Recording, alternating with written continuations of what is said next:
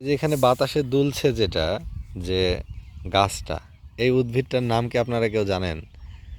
দেখুন তো, ভালো করে দেখুন তো, চিনতে পারছেন কিনা। অনেকেই বোধহয় ইতিমধ্যে চিনতে পেরেছেন, অনেকের কাছে নতুনও হতে পারে। এটা হচ্ছে বোথে শাক।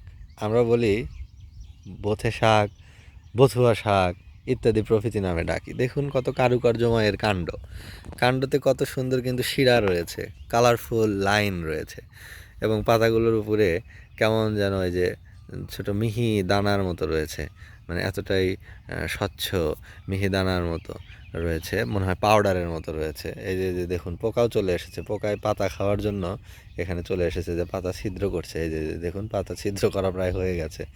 এ বোথে শাক, এটা শাক বিভিন্ন সময় কেটে কেটে নেওয়া হয়েছে, এখান থেকে দেখুন তুলে তুলে নেওয়া হয়েছে, আবার নতুন করে কুশি গজাচ্ছে। এবং এটা বোধহয় আরও রাখা হবে, মানে এটাকে বলে বেসন তৈরির জন্য, মানে বীজ সংগ্রহের জন্য রাখা হয়।